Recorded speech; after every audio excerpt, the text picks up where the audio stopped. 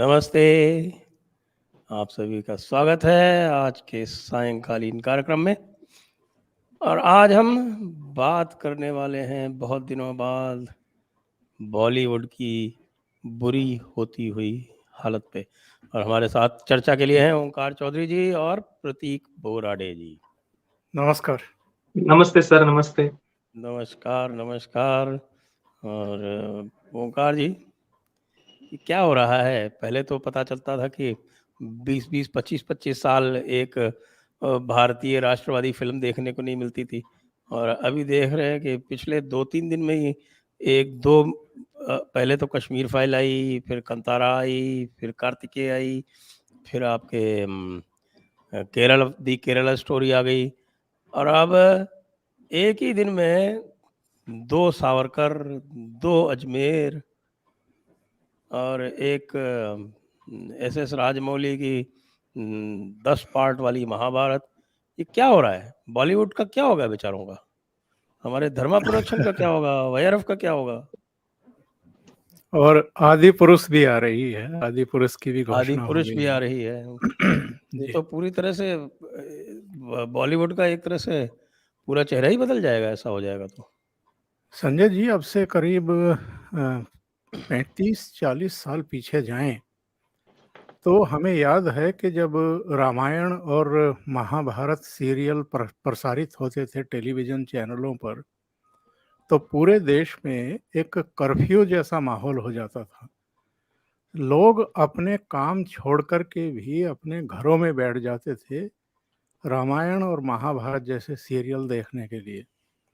तो एक्चुअल में जो हमारे भारत राष्ट्र की पल्स है वो तो यही है।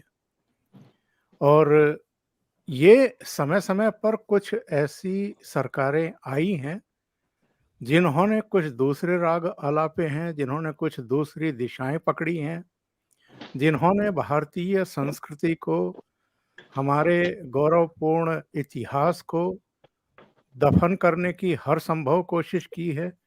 जैसे अभी हमने देखा कि राजदंड कहाँ मिला?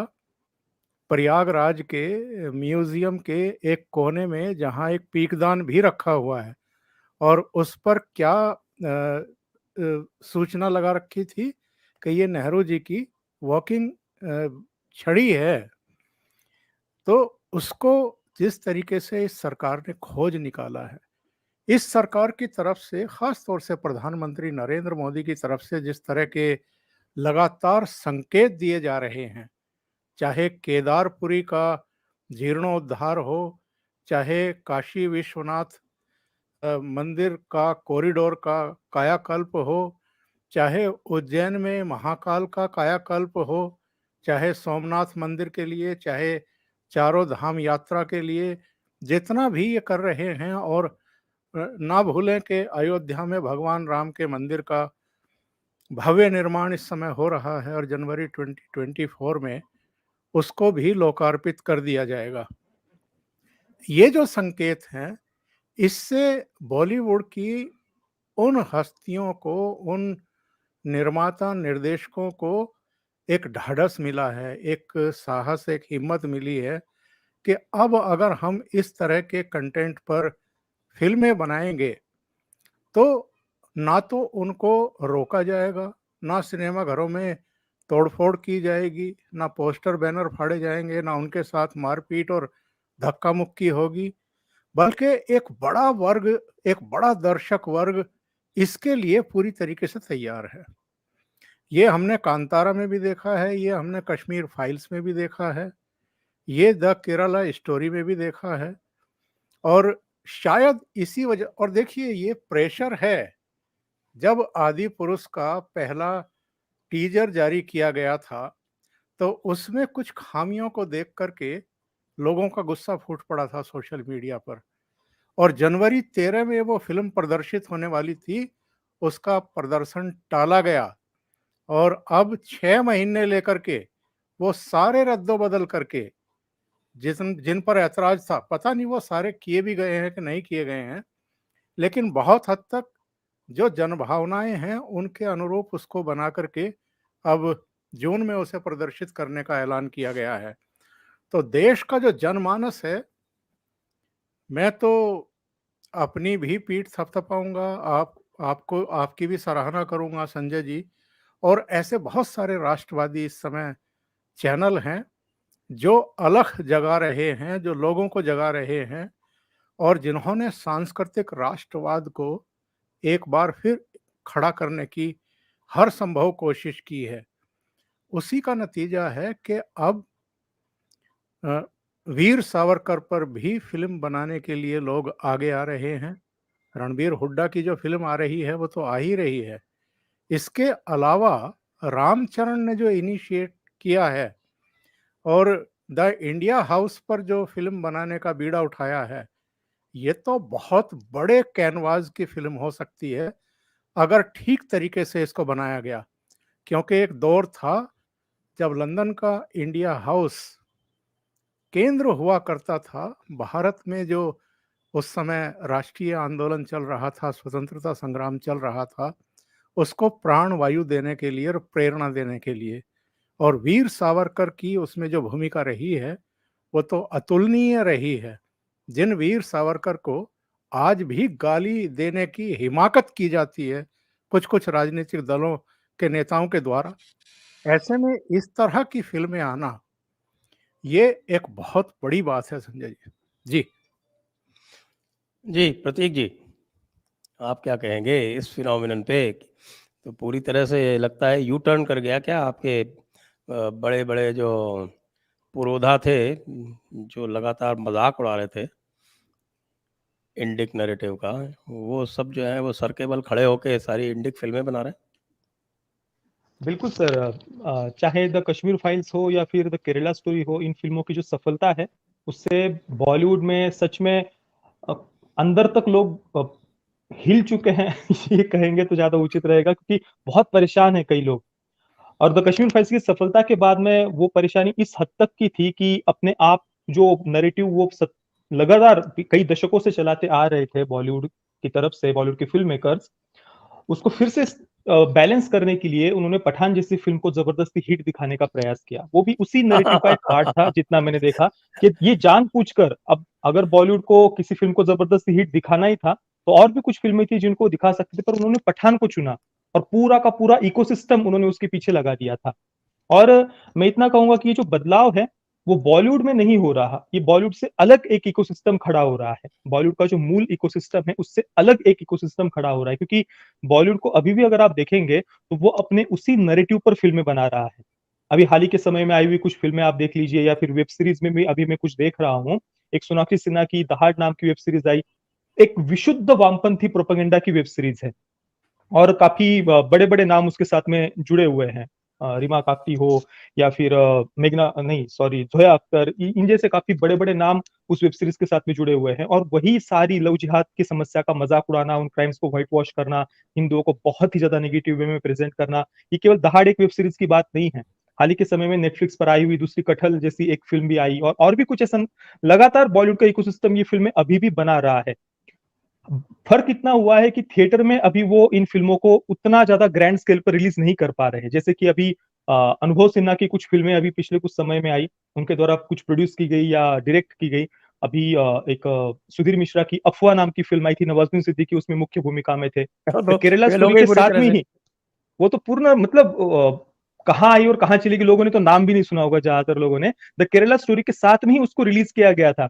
और बॉलीवुड अभी ऐसी फिल्मों को प्रमोट करने के बारे में या उनको बढ़ावा देने के बारे में सोच नहीं रहा, चुपचाप से उनको फंड किया जा रहा है और चुपचाप से रिलीज किया जा रहा है। यानी बॉलीवुड अभी भी ऐसी फिल्मों को फंड तो कर रहा है और खुलकर उनको प्रमोट नहीं कर पा रहा। तो मैं इतना कहूंगा कि ये जो हम बदलाव देख रहे हैं वो एक अलग इकोसिस्टम खड़ा हो रहा है, और वो अच्छा भी है, क्योंकि बॉलीवुड के अंदर बदलाव करने के बारे में सोचेंगे तो वो पॉसिबल नहीं है, क्योंकि वहां पर ज्यादातर जो लोग हैं वो वही वामपंथी विचारधारा से है, एक अर्बन नक्सल विचारधारा से, या वो एक एलिट माइंडसेट जो इस देश के रूट्स को, कल्चर को, इतिहास को समझते ही नहीं है। ब्रिटिशों ने जो एक नरेटिव, जो झूठा इतिहास तोड़ा मरोड़ा गया शुरू किया था, उसे बाद में स्वतंत्रता के बाद में वामपंथियों ने आगे बढ़ाया, उसी नरेटिव के माइंडसेट के साथ में ज्यादातर फिल्म मेकर्स यहाँ पर फिल्में बनाते हैं। तो ये बहुत अच्छी बात है। और दूसरा, हालांकि यहाँ पर भी हमें थोड़ी सी सावधानी रखने की आवश्यकता है, क्योंकि इसमें से कुछ फिल्में हो सकता है कि शिकारा जैसी भी हो। कश्मीरी हिंदुओं के नरसंहार पर शिकारा जैसी फिल्म भी आई थी, जो कि विशुद्ध प्रोपेगेंडा फिल्म थी। तो हो सकता है कि इनमें से कुछ फिल्में ऐसी भी हो, क्योंकि बॉलीवुड अभी भी हम जितना उसे सीधा साधा समझ रहे ऐसा नहीं है। वो अभी भी अपने एजेंडा पर काम कर रहा है। जैसे कि मैंने थोड़ी अपनी चिंता व्यक्त की थी संदीप सिंह जो प्रोड्यूसर है उनको लेकर, पिछली बार भी हमने चैनल पर बात की थी। तो उनकी अटल फिल्म आ रही है पंकज त्रिपाठी जी के साथ में, बाल शिवाजी फिल्म आ रही है, उसके बाद में अभी स्वतंत्र वीर सावरकर, उसमें भी संदीप सिंह ही को प्रोड्यूसर है। उसके अलावा उनकी एक टीपू नाम की फिल्म को भी उन्होंने अनाउंस किया था। तो इन पर हमने चर्चा की हुई है। जो संदीप सिंह वही है जिसने 2019 में पीएम नरेंद्र मोदी फिल्म को प्रोड्यूस किया था, जो सच में जानबूझकर उस फिल्म को खराब बनाया गया या मजाक उड़ाने के उद्देश्य से उसको खराब बनाया गया ऐसा लग रहा था। हालांकि अभी जो ये रणदीप हुडा जी की स्वतंत्र वीर सावरकर का टीजर आया है वो कम से कम मजाक तो नहीं लग रही, अच्छी बनी हुई लग रही है, टेक्निकली वेलमेड लग रही है। रणदीप हुडा जी का परफॉर्मेंस भी बढ़िया लग रहा है। हालांकि कुछ कुछ बातें यहाँ पर, जैसे कि स्वतंत्र वीर सावरकर जी के जो हिंदुत्व पर विचार है, हमारी संस्कृति पर जो विचार थे, उसका कहीं पर भी उल्लेख हमें टीजर में नहीं दिखता। उल्टा गांधी वर्सेस सावरकर इस प्रकार से उन्होंने इसको प्रोजेक्ट करने का प्रयास किया है। शुरुआत में हम एक डायलॉग सुनते हैं कि गांधी जी बुरे नहीं थे, पर उनकी जो अहिंसा के प्रति जो एक उस जो अड़े हुए थे अहिंसा के लिए, उस कारण से 35 वर्ष हमें देर से स्वतंत्रता मिली। मतलब एक प्रकार से क्या कहे अब इसको। ये तो उनके उद्गार हैं स्वयं के, सावरकर जी के। किस हाँ हाँ ये बात सही है, पर फिर भी मैं अभी थोड़ा सा अपने एक्सपेक्टेशंस कम रखने के लिए कम नहीं रखना चाहूंगा ऐसी फिल्म से, क्योंकि मेरे ज्यादा एक्सपेक्टेशंस द कश्मीर फाइल्स के प्रोड्यूसर और रामचरण जी उनको वो साथ में मिलकर जो फिल्म बना रहे हैं द इंडिया हाउस, उससे मेरे एक्सपेक्टेशंस ज्यादा है। वहां पर मैं निश्चिंत होकर विश्वास कर सकता हूँ कि भाई इस फिल्म में कोई प्रोपेगेंडा नहीं होगा और बिल्कुल जो भी है वो खुलकर बातें दिखा पाएंगे। तो वहां से मेरे एक्सपेक्टेशंस थोड़े से ज्यादा है। बाकी अजमेर 92 को लेकर भी थोड़े से मेरे मन में संदेह है, क्योंकि देखिए अभी टिप्स फिल्म्स के साथ में अभिषेक दुधैया जी ने 2 महीने पहले जब अजमेर फाइल्स को वेब सीरीज को अनाउंस किया, तो उन्होंने पहले बताया कि भाई हम ये काम शुरू कर रहे हैं ऐसी वेब सीरीज पर। पहले हमें सुनने में आया था ये बात, पर अभी जो अजमेर 92 अनाउंस हुई है, देखिए उसके बारे में कहीं पर भी पहले कोई चर्चा नहीं थी। कब उसकी शूटिंग शुरू हुई, क्या हुआ, कुछ भी नहीं। फिर 2 महीने पहले द अजमेर फाइल्स अनाउंस होती है और उसके तुरंत बाद अचानक से ये जो अजमेर 92 है उसकी रिलीज डेट भी अनाउंस कर दी जाती है। मतलब शूटिंग होकर सब कुछ हो गया, कभी कुछ सुना ही नहीं था, और रिलायंस एंटरटेनमेंट इसको प्रोड्यूस कर रहा है। तो थोड़ा मेरे तो अपने आप विचार थोड़े डर ही लग रहा है, क्योंकि हो सकता है कि शिकारा जैसी ये फिल्म ना हो। कुछ मित्रों ने तो ये कमेंट्स भी किए कि उसके जो डायरेक्टर है वो थोड़े वामपंथी विचारधारा के हैं। हालांकि मैं जानता नहीं हूँ, मैंने उनका नाम भी नहीं सुना इससे पहले कभी, पर पता नहीं, थोड़ा सा मेरे मन में काफी संदेह है ऐसे कुछ प्रोजेक्ट्स को लेकर। अरे वो तो स्वाभाविक है, क्योंकि इस तरह के हरकतें तो ये लोग करते ही रहते हैं। वैसे बॉलीवुड का सिद्धांत तो बिल्कुल पुराना ही है कि ना बाप बड़ा ना मैया, और ये सबसे बड़ा रुपया। सबसे तो जहाँ उनको दिखेगा फायदा, जहाँ दिखेगा उनको दिखेगा भाई 20-25 करोड़ के बजट की फिल्म अगर उनको 300 करोड़ बनाते दिखेगी तो वही फॉर्मूला वो अपनाएंगे। ये बिल्कुल निश्चित सी बात है। ओंकार जी, अजमेर की जहाँ तक बात है, आप तो बहुत अनुभवी हैं पत्रकारिता में। आपको याद है वो क्षण जब सबसे पहले 1992 में ये नवज्योति में ये स्टोरी ब्रेक हुई थी? मुझे बिल्कुल ध्यान नहीं है ये, बल्कि मैं जानना चाहूँगा, क्योंकि आप वहाँ से ही ताल्लुक़ रखते हैं संजय जी, तो थोड़ा-सा आप इसके बारे में ज़रूर विस्तार से बताएँ दर्शकों को भी और हमें भी। जी हाँ, ये पूरा जो यहाँ का जो चिश्ती संप्रदाय है, उसके साथ और कांग्रेसियों के साथ मिलके ये सारा कार्य किया गया था, जिसमें पहले एक लड़की को ट्रैप किया जाता है, फिर उस एक लड़की को ब्लैकमेल करके उसके सहायता से उसकी सहेलियों को बुलाया जाता है और उसकी पूरी चेन बनाई जाती है। और फिर ये खुलता तब है जब उसमें से एक लड़की जो है वो आत्महत्या कर लेती है। और फिर वहाँ का अजमेर का ही एक लोकल पेपर है नवज्योति, वैसे तो ऑल राजस्थान पेपर है, उसमें फिर ये 1992 में 1992 के आरंभ में इसको फिर खुलासा किया जाता है। उसमें आता है ये इस प्रकार का, और वो पूरा का पूरा मैटर हशप करने में बहुत से लोगों का उसमें हाथ रहा है। उसमें अधिकारी वर्ग भी उसमें सम्मिलित है। इनफैक्ट उस समय जो वहाँ पर जब ये केस खुला था, तो वहाँ की जो कलेक्टर डिस्ट्रिक्ट मजिस्ट्रेट थी, एक महिला ही थी, और फेमिनिस्ट थी लेकिन वो उनका इसमें पूरे में जो है वो रोल कोई बहुत अच्छा नहीं रहा। और उसके बाद भारतीय जनता पार्टी की सरकार, देखिए 90 से लेके 92 तक भारतीय जनता पार्टी की सरकार थी, दिसंबर तक। 93 से लेके 98 तक भारतीय जनता पार्टी की सरकार थी। लेकिन जहाँ तक न्याय का प्रश्न है, न्याय तो इसमें एक कैजुअलिटी ही रहा। पूरा जो सिस्टम था वो एक तरह से दोषियों को बचाने में ही लग रहा था। और बड़ी मुश्किल से कोई 20 साल के बाद 10-15 साल के बाद कुछ लोगों को सज़ा हुई, अब वो लोग छूट गए हैं।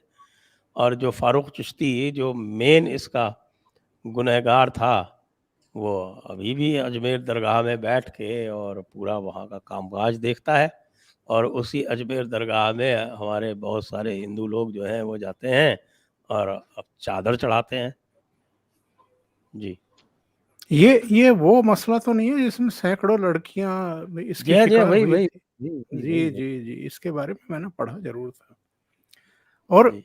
संजय जी, अभी भी क्या कमी है, कोई कसर है क्या? दिल्ली में कल रात ही एक लड़की का मर्डर जिस क्रूरता के साथ किया गया है, जिस तरीके से श्रद्धा के टुकड़े करके उसको जगह जगह डाला गया था, केरला स्टोरी में क्या दिखाया गया है? केरला स्टोरी में तो इसके पीछे का पूरा जो है, जो मंशा है, वो दिखाई गई है।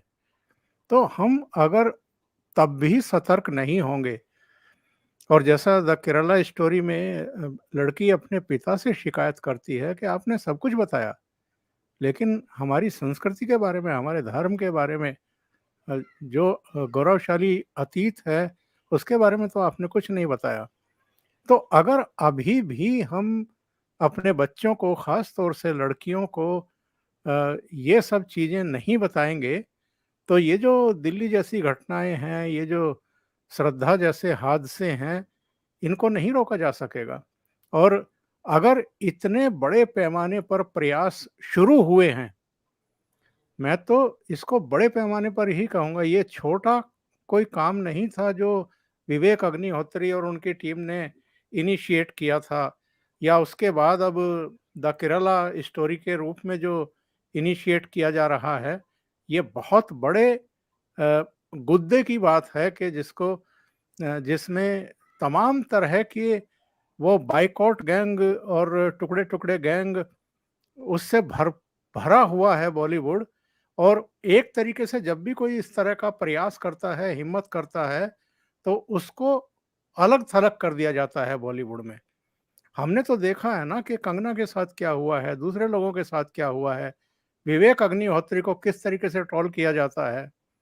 तो ऐसे में अगर समाज को झकझोरने के लिए कुछ लोग आगे आकर के इस तरह के प्रयास कर रहे हैं, मुझे नहीं पता कि अजमेर 92 में दिखाया क्या गया है। और जैसा अभी प्रतीक जी ने कहा कि कहीं ये शिकारा जैसा प्रोपेगेंडा फिल्म ना निकल आए, क्योंकि इसके डायरेक्टर के बारे में थोड़ी-थोड़ी चर्चाएं दूसरे तरीके की हैं। पर अगर बदले हुए माहौल में उन्होंने कोई बेहतर पिक्चर बनाई है, तो उसका भी स्वागत किया जाना चाहिए। जी। जी। जी, प्रतीक जी, आपके विचार? बिल्कुल, अगर फ़िल्म में कंटेंट सही होगा तो उसको स्वागत का बिल्कुल किया जाएगा। हो सकता है कि आज जिस प्रकार से दर्शकों में एक जागरूकता आई है, उसको देखते हुए भी ये कंटेंट बनाया जा रहा हो। और संदेह मुझे इसलिए हुआ क्योंकि जब विवेक अग्निहोत्री जी ने द कश्मीर फाइल्स को अनाउंस किया था, उसके तुरंत बाद हड़बड़ी में शिकारा आई थी। उससे पहले शिकारा की कहीं शूटिंग चल रही हो, अनाउंसमेंट किया गया हो, ये हाँ, कभी भी हाँ। हमने नहीं हड़बड़ी में एकदम से वो अचानक से फ़िल्म की रिलीज़ डेट वगैरह आ गई थी। उसी प्रकार हुँ। से ये भी फ़िल्म अचानक से ही उन्होंने जुलाई में रिलीज़ करने की डेट भी डाल दी है, सिनेमा हाउस इसमें थिएटर्स में रिलीज़ होगी। इस कारण से थोड़ा-सा संदेह लगता है। और दूसरी बात ये तो अवश्य है कि एक बहुत बड़ा बदलाव आज हम एंटरटेनमेंट इंडस्ट्री में देख रहे हैं। सन 2000 में जब अटल जी की सरकार थी, उस समय वीर सावरकर नाम की एक फ़िल्म आई थी और जी। उस फ़िल्म को जनता के पैसों से बनाया गया था। मैंने उसके बारे सु में काफ़ी सारी बातें पढ़ी हुई है। लोगों ने सुभाष अपने फड़के जी गहने वाली? बेच बे हाँ? हाँ, सुभाष फड़के जी फड़के जी हो वाली? हाँ जी, हाँ जी, सुधीर फड़के सुधीर उनकी फड़के जी वाली। हाँ जी। तो उस समय मैंने उसके बारे में पढ़ा है कि अटल जी ने स्वयं उसमें अपना योगदान दिया था। साथ में ही कई सारे परिवारों ने अपने गहने बेचकर उस फ़िल्म को बनाने के लिए अपना योगदान दिया था। तो एक वो समय था जब ऐसे फिल्मों के लिए कोई मेन स्ट्रीम प्रोडक्शन हाउस, कोई फिल्म मेकर सामने नहीं आता था। और जब अटल जी की सरकार थी तब कहीं जाकर कुछ फिल्म मेकर्स उस पर फिल्म बना पाए, उसके लिए भी लोगों ने अपना योगदान दिया था। तो वहां से लेकर के आज हम 2023 में हैं, जहां रामचरण जी जैसे इतने बड़े एक स्टार हम कह सकते हैं, और दूसरी तरफ अभिषेक अग्रवाल जी उनका जो प्रोडक्शन हाउस है, ऐसे बड़े बड़े प्रोडक्शन हाउस सामने आकर ये फिल्में बना रहे हैं।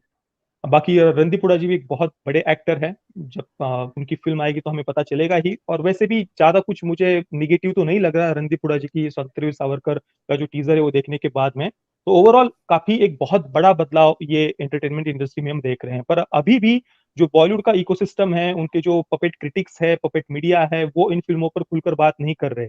अब द कश्मीर फाइल्स के प्रोड्यूसर और रामचरण जी, उनकी फिल्म को अनाउंस किया गया, पर देखिए जितने भी मेन स्ट्रीम क्रिटिक्स है, बड़े बड़े क्रिटिक्स है या छोटे छोटे भी जो इंडिविजुअल लेवल पर अपने रिव्यूज करते हैं, कई काफी सारे बच्चे बच्चे युवा युवा भी है, उनमें से भी किसी ने इनके इसके बारे में चर्चा नहीं की है। जितनी भी जो मुख्य मुख्य क्रिटिक्स के चैनल से आप देख लीजिए यूट्यूब पर, किसी ने भी इनके बारे में बात नहीं की है। रणदीप हुडा के टीजर का भी किसी ने रिव्यू नहीं किया है।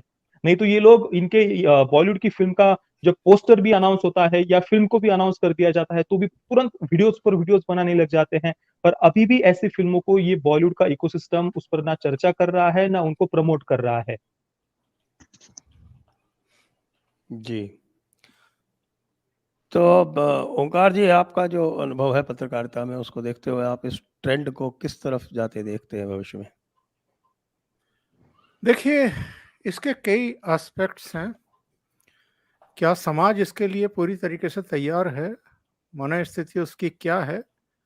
क्या हमारी जो इस समय सरकार है और जो सरकार को गवर्न करने वाले लोग हैं, उनकी दृष्टि जो है वो साफ है और वो इस तरह के जो भी सिनेमा बन रहे हैं, सीरियल बन रहे हैं या इस तरह के अलग-अलग मीडिया माध्यमों के ज़रिए चीज़ें निर्माण करके सामने लाई जा रही हैं, उनको एक तरीके से संरक्षण देने को तैयार है। हमने देखा है कि हमारा जो इस समय का इस समय की जो सरकार है, द कश्मीर फाइल्स आई थी तो भी प्रधानमंत्री नरेंद्र मोदी का एक बयान आया था उस फिल्म की प्रशंसा करते हुए। द केरला स्टोरी आई तो बहुत सारे लोग कहेंगे जी उस समय कर्नाटक का चुनाव चल रहा था, उसमें मोदी जी अपनी पार्टी के लिए लाभ लेने के लिए द केरला स्टोरी का जिक्र कर रहे थे। मैं इससे भी इनकार नहीं करता, हो सकता है उन्होंने वोटों के ध्रुवीकरण के लिए उसका चर्चा किया हो, लेकिन दोनों फिल्मों के बारे में जिस तरीके से टॉप लेवल की लीडरशिप और ख़ास तौर से प्रधानमंत्री अगर प्रशस्ति करते हैं उसकी, और दूसरे अगर Bharatiya Janata party ruled state उनको टैक्स फ्री करती हैं या वहाँ के मुख्यमंत्री अपनी कैबिनेट के साथ जाकर के सिनेमा हॉल में या जो हॉल हैं उनमें उनको देखते हैं, तो इसके बड़े पॉजिटिव संकेत पब्लिक में जाते हैं। इससे हमें बिल्कुल भी इनकार नहीं है। अब बात आती है कि क्या बॉलीवुड तैयार है? तो बॉलीवुड तैयार अभी उस रूप में तो बिल्कुल दिखाई नहीं देता है, बल्कि वहाँ पर ऐसे-ऐसे मगरमच्छ, ऐसे-ऐसे घाघ बैठे हुए हैं, जो जब मौका पड़ेगा तो वो इस पूरा जो एक अभियान है, इसकी हवा निकालने में 2 मिनट भी नहीं लगाएँगे। और वो जैसे द कश्मीर फाइल्स को प्रोपेगेंडा फ़िल्म बता दिया गया, द केरला स्टोरी के बारे में भी बहुत सारी ऐसी बातें कही गई और एक पूरी मुहिम चलाई गई। और हम जानते हैं कि वो जो इकोसिस्टम है, जो सोशल मीडिया पर लुटियन मीडिया से प्रेरित लोग हैं या लुटियन मीडिया के भी कुछ चेहरे हैं, वो सारे एकदम सक्रिय हो जाते हैं। तो ये मतलब बहुत आसान रास्ता तो बिल्कुल भी नहीं है संजय जी। हाँ, अगर संकल्प शक्ति है और अगर एनवायरनमेंट उस तरीके का बन रहा है, कारण चाहे जो हो ये एनवायरनमेंट बनने के, या तो लोगों को धीरे-धीरे अकल आ गई है या उनको जागरूक किया गया है अलग-अलग माध्यम से, जिनमें एक पुरजे हम भी हैं, एक पुरजे आप भी हैं, प्रतीक बोराडे जैसे लोग हैं, ऐसे बहुत सारे लोग अब आ गए हैं, जो जन जागरण का एक सतत अभियान छेड़े हुए हैं। इसका भी कहीं न कहीं असर है। और जो इस समय सरकार है, जो इस समय प्राइम मिनिस्टर हैं या योगी आदित्यनाथ हैं या हिमंता बिस्वा शर्मा हैं, अब कुछ ऐसे चेहरे भी आ गए हैं जो इन चीजों को प्रोत्साहित कर रहे हैं किसी ना किसी रूप में, अपने कर्म से भी, अपनी नीतियों से भी, अपने उद्बोधन से भी, और उनका विजन भी स्पष्ट दिखाई दे रहा है। इससे ज्यादा स्पष्टता और क्या होगी। बल्कि मैं तो ये उद्घोष करना चाहता हूं, ये घोषणा करना चाहता हूं कि कल हमने जो नई संसद का लोकार्पण होते हुए दृश्य देखे हैं, एक्चुअल में ये हमें बताते हैं कि हम हिंदू राष्ट्र की तरफ अग्रसर हो चुके हैं। कोई माने ना माने, स्वीकार करे या ना करे, प्रतीक तौर पर अलग अलग धर्मों के कुछ लोगों को, पंथ से जुड़े हुए लोगों को जरूर बुलाया गया वहां प्रार्थनाओं के लिए, लेकिन जो पूरा दृश्य हमने देखा है वो तो पूरा संदेश और संकेत है। तो इससे बड़ा संदेश और क्या होगा देश की जनता के लिए भी, और जो इस तरह के क्रिएटर हैं उनके लिए भी। जी सर इस पर एक जी, और बात अभी मैं अभी प्रतीक जी आपके लिए ब्रेकिंग न्यूज़ दे रहा हूँ। ओके अभी अभी नसीरुद्दीन शाह का बयान है और वो कह रहे हैं कि मुस्लिमों के खिलाफ घृणा बन गया है फैशन। वो इस समय एक वेब सीरीज में अकबर का पार्ट निभा रहे हैं शायद। तो कह रहे हैं कि साहब कि क्या कुछ, इनसे पूछा गया कि क्या कुछ शो और फिल्मों को प्रोपेगेंडा और भ्रामक सूचनाओं के लिए इस्तेमाल किया जा रहा है, तो नसीरुद्दीन शाह ने जवाब दिया कि स्क्रीन पर जो भी हो रहा है वो ज़मीनी वास्तविकता का दर्पण है। उन्होंने दावा किया कि बेशर्मी से इस्लामोफोबिया का इस्तेमाल चुनावों में वोट के लिए किया जा रहा है, जिसका असर फिल्मी पर्दे पर भी दिख रहा है। जी देखिए ये बॉलीवुड इसी प्रकार से काम करता है। अभी पहले ये होता था कि बड़े-बड़े जो सुपरस्टार्स इनके हैं सो कॉल्ड, वो लोग आकर ऐसे बयान देते थे। जैसे कि आमिर खान ने इंटॉलरेंस पर बयान दिया था, या फिर ये प्लेकार्ड गैंग जब आई थी, पूरी की पूरी प्लेकार्ड पकड़-पकड़ कर हमें कैसे हिंदू होने पर, हिंदुस्तानी होने पर, देवीस्थान पर शर्म आ रही है। तो ये पहले मेनस्ट्रीम एक्टर्स के द्वारा कराया जाता था, ऐसा पूरा नैरेटिव चलाया जाता था। पर आजकल लोग जब इनके प्रोपेगेंडा को समझ गए हैं, तो अभी बड़े बड़े एक्टर्स अभी थोड़े हाइबरनेट मोड में चले गए हैं, वो अभी चुप रहते हैं। और ऐसे नसरुद्दीन शाह हो गए, या फिर जो जावेद अख्तर वगैरह, इनको ये साइड सामने कर देते हैं कि भाई आप लोग बोलो। हालांकि इनको कोई सीरियसली लेता भी नहीं है, ये बीच बीच में ऐसे हमेशा ही बयान देते रहते हैं।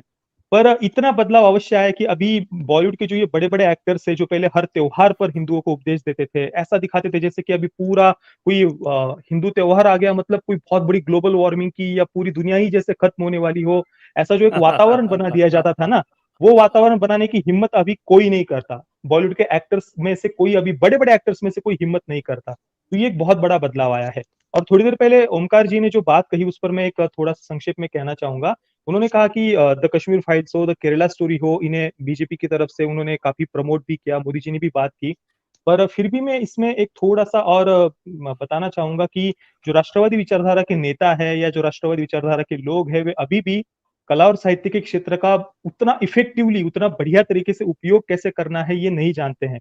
जैसे कि अभी द केरला स्टोरी हो गई, द कश्मीर फाइल्स हो गया, या फिर जो भी अभी अजमेर कांड के ऊपर जो फिल्में आ रही है, वीर सावरकर जी पर जो फिल्में आ रही है, ये फिल्में डायरेक्टली सामने अपने सब्जेक्ट को रखकर उन बातों को प्रमोट करती है। और आप दूसरी तरफ वामपंथी फिल्म मेकर्स को अगर देखेंगे, तो वो इस आर्ट एंड लिटरेचर के क्षेत्र का उपयोग कैसे करना है बहुत अच्छे से जानते हैं। वे सामने कभी भी मुंह पर अपना सब्जेक्ट नहीं बताएंगे, सामने रखेंगे कि हम किसी सीरियल किलर पर फिल्म बना रहे हैं, हम कोई रोमांटिक ड्रामा बना रहे हैं, हम कोई पॉलिटिकल थ्रिलर बना रहे हैं। तो वो उसकी आड़ में फिर धीरे धीरे सटल वे में कोई ऐसे सबप्लॉट्स डालकर, कोई कैरेक्टर्स डालकर अपना एजेंडा पुश करते हैं। और इमोशनल ब्लैकमेल करना वामपंथी फिल्म मेकर्स को बहुत अच्छे से आता है। और जैसे हम थोड़ी देर पहले मैंने दहाड़ वेब सीरीज का उदाहरण दिया, एक सीरियल किलर पर आधारित वेब सीरीज है, और उसमें सामाजिक चित्रण आप देखिए, गांवों का चित्रण आप देखिए, हिंदुओं को कितने नकारात्मक रूप से प्रेजेंट किया गया है। और भारत से ज्यादा घिनौना जातिवादी देश तो दुनिया में कोई है ही नहीं, इतना नकारात्मक चित्रण है, पर सामने एक सीरियल किलर की स्टोरी है। तो ये राष्ट्रवादी फिल्म मेकर्स को, राष्ट्रवादी नेताओं को ये अभी कला और साहित्य के क्षेत्र के बारे में इसकी जो जो कुछ टेक्निक्स कहिए या जो भी ये तिकड़म लोग करते हैं, ये समझने की आवश्यकता है। नहीं तो ये बॉलीवुड वाले जो फिल्म मेकर्स है ये घुमा देते हैं राष्ट्रवादी नेताओं को भी। जैसे कि देखिए अभी सम्राट पृथ्वीराज फिल्म जब आई थी, तब बीजेपी के जितने भी बड़े बड़े नेता थे, हाँ, ये वाईआरएफ ने पूरा एक ऑर्गेनाइज किया, एक स्क्रीनिंग, उनके सामने फिल्म को दिखाया गया और इतनी प्रोपेगेंडा फिल्म थी वो। फिर भी अब सामने तो अमित शाह जी या योगी जी उसको खराब नहीं बोल सकते जब इतना पूरा आयोजन किया गया हो। पर ये कैसे घुमाते हैं देखिए बॉलीवुड की फिल्म मेकर्स। और उसी के साथ में अभी गांधी वर्सेस गोडसे आई थी राजकुमार संतोषी जी की, वो भी प्योर प्रोपेगेंडा फिल्म थी। और उसमें भी देखिए जो मध्य प्रदेश के गृह मंत्री जी है या मुख्यमंत्री जी है, उनका फिल्म की शुरुआत में ही धन्यवाद किया गया है जब फिल्म शुरू होती है। तो ये राष्ट्रवादी फिल्म मेकर्स को, ये बॉलीवुड की जो प्रोपेगेंडिस्ट है, वो भी कई बार सामने अपना एक चेहरा अलग दिखाते हैं। ये दिखाते कि देखो देखो हम राष्ट्रवादी फिल्में बना रहे हैं, पर उसकी आड़ में सटल वे में ये लोग अपना प्रोपेगेंडा स्प्रेड करते हैं। तो इसलिए और बहुत काम करने की आवश्यकता है, बहुत कला और साहित्य का क्षेत्र को समझने की, और सटल वे में या एक प्रॉपर वे में इफेक्टिवली हमारे विचार हम कैसे रख सकते हैं, ये इस पर और बहुत काम होने की आवश्यकता है। जी, तो आइए अब हम प्रश्न ले लेते हैं दर्शकों के। उससे पहले सभी से अनुरोध है कि कृपया इस वीडियो को शेयर करें, लाइक करें, चैनल को सब्सक्राइब करें और सब्सक्राइब करने के साथ-साथ चैनल को सपोर्ट भी करें। और हमारे मर्चेंडाइज़ भी इस समय चल रही है, ये आप देख सकते हैं। जी, और इस तरह की बहुत सारी टी-शर्ट्स इत्यादि भी हैं। आइए प्रश्न।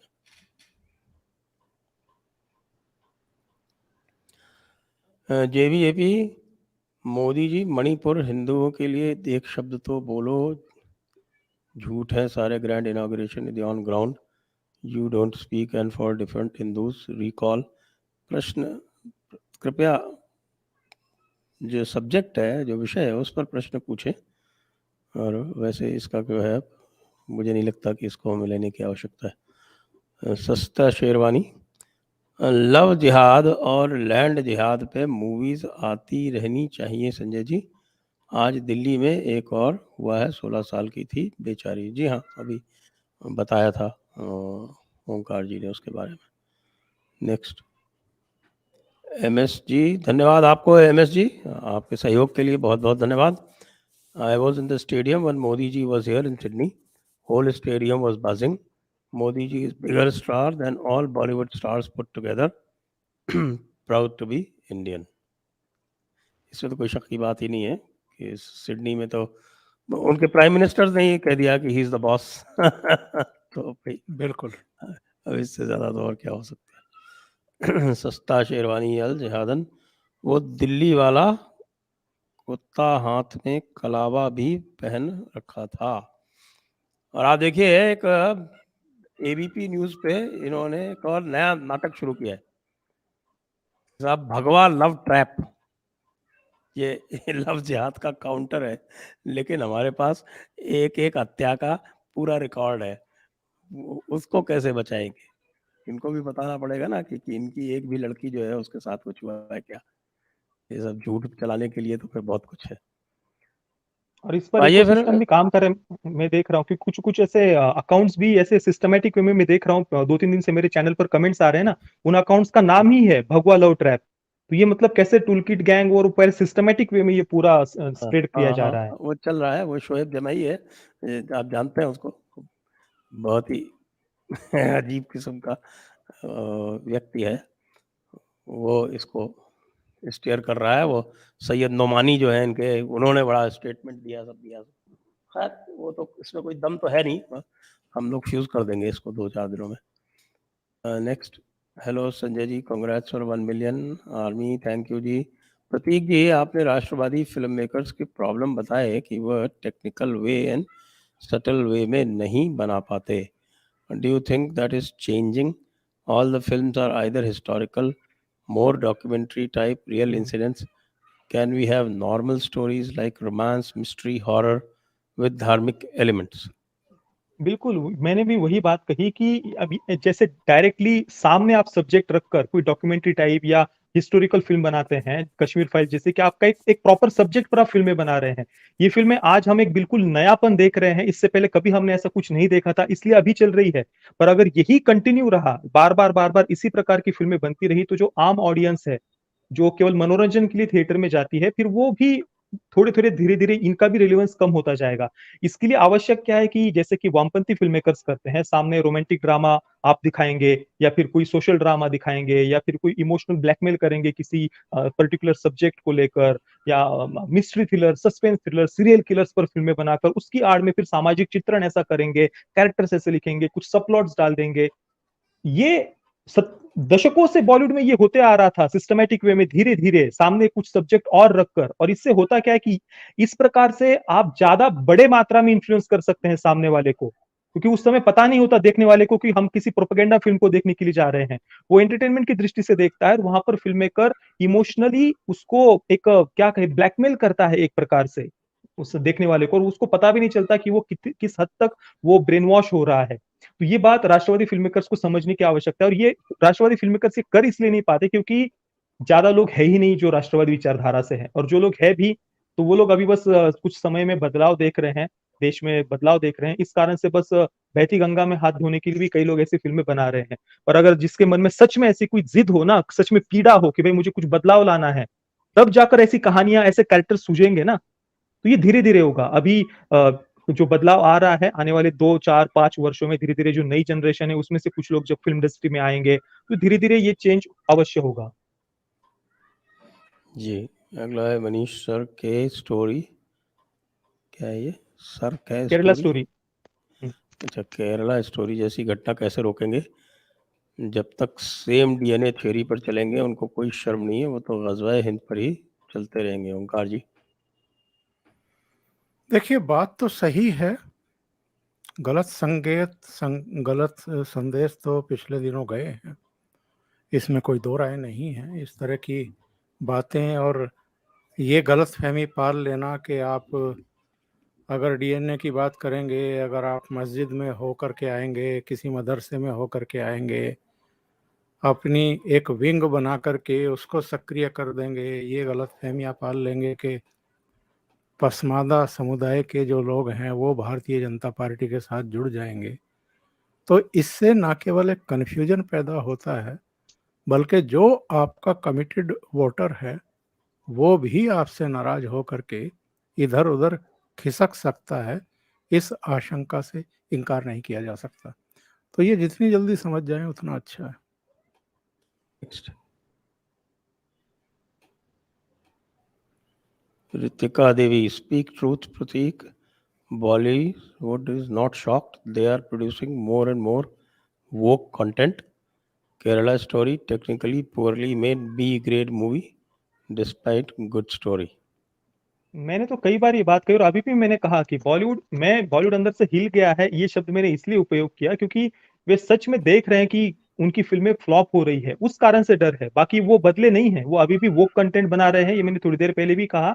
और केरला स्टोरी के बारे में भी मैंने पिछले 2-3 वीडियोस में ये बात कही थी कि जिस प्रकार से विवेक अग्निहोत्री जी ने द कश्मीर फाइल्स को जितना टेक्निकली वेलमेड बनाया था, किसी वामपंथी की हिम्मत अभी तक भी नहीं हुई है कि उस फिल्म को काउंटर कर सके।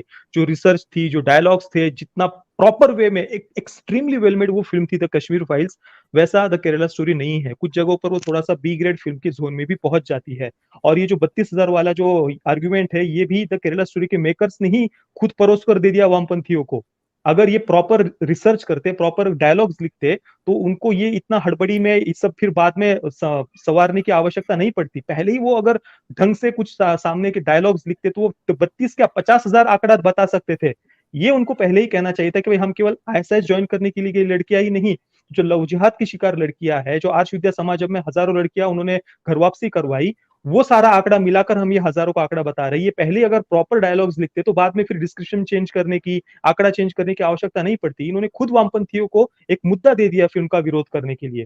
और दूसरा, टेक्निकली भी वो फिल्म उतनी बढ़िया नहीं थी, कुछ जगहों पर बिल्कुल जैसा आपने कहा वो बी ग्रेड जोन में पहुंच जाती है, पर एक बहुत महत्वपूर्ण विषय को वो सामने रखती है। इस कारण से मैंने अभी तक उस पर कोई निगेटिव बात नहीं की थी फिल्म रिलीज होने के बाद से।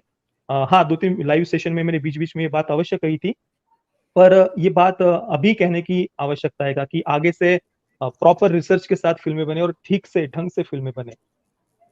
जी, अगला राहुल शर्मा, संजय जी, great works और hidden agendas are everywhere. Films on YouTube too. The shocking interview of Arzu Kazmi given to one YouTube channel. ये पुराने वाले की तो बात नहीं कर रहे हैं आप। Next, Nishikant Reddy, do you think this change is sustainable even at the face of regime change?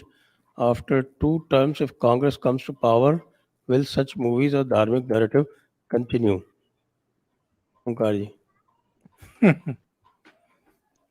Congress की वापसी ये एक शेख चिल्ली का ख्वाब हो सकता है। जमीन पर जब हम अध्ययन करते हैं पॉलिटिकली, सोशली और दूसरे एस्पेक्ट से, तो बहुत बहुत दूर जा चुकी है दिल्ली से कांग्रेस। राज्यों में उनको कहीं उनको तो ये लगता है कि अगर बीजेपी जो है वो 272 की जगह कहीं 265 पे भी रह जाए तो भी वो कुछ कर लेंगे, इस तरह का है। वैसे तो आज जो है वो हमारे केजरीवाल जी की भी पिटाई हो गई कांग्रेस ने पिटाई, मुझे पता नहीं कहाँ से इतनी अकल आ गई उन्होंने कि उन्होंने ये डिसाइड कर लिया कि वो केजरीवाल को सपोर्ट नहीं करेंगे। सुनते हैं दिल्ली कांग्रेस में बलवा हो गया शायद इसलिए। मैंने आपके प्रोग्राम में ही कहा था, जिसमें धीरेन्द्र पुंडीर भी थे, कि ये कांग्रेस के लिए बिल्कुल आसान नहीं होगा बल्कि असंभव होगा। कांग्रेस को जिस तरीके से कर्नाटक में एक तरफा वोट मिले हैं मुस्लिम्स के, अब कांग्रेस आसानी से दूसरे जो दल हैं, जो क्षेत्रीय दल हैं अलग अलग राज्यों के, उनके साथ खड़ा हुआ भी दिखना नहीं चाहेगी। जी ये तो ये लेकिन इनके लिए कहीं ये उल्टा ना पड़ जाए और खतरे भी हैं, दूसरों के खतरे लिए भी हैं। ब्लेसिंग इन डिस्गाइज हो जाए। हाँ हाँ, हाँ, खतरे भी हैं। अहंकार बहुत जल्दी आता है ना कांग्रेस को। बिल्कुल बिल्कुल, प्रोजेक्ट उसी की हिंदू शिकार रही है। कुश.com, गुरुजी चरण स्पर्श and many congrats to the JD team for smashing 1 million target. धन्यवाद आपको बहुत बहुत। Counting down to 10 million in not to distant future. हर हर महादेव, हर हर महादेव। आपके मुंह में घी शक्कर, लेकिन टारगेट आपने बहुत स्टिफ दिया है। और इसी के साथ आज के ये कार्यक्रम को हम यहीं समाप्त करेंगे। आप सभी दर्शकों को बहुत बहुत धन्यवाद, ओंकार जी को बहुत बहुत धन्यवाद और प्रतीक जी को भी बहुत बहुत धन्यवाद। जय हिंद, वंदे मातरम। संजय जी, आपको 10 लाख सब्सक्राइबर होने पर बहुत बहुत बधाई, और ये धन्यवाद सिलसिला सर, बहुत आगे जाए ऐसी कामना है। बहुत बहुत धन्यवाद आपका। Thank you so much. नमस्कार।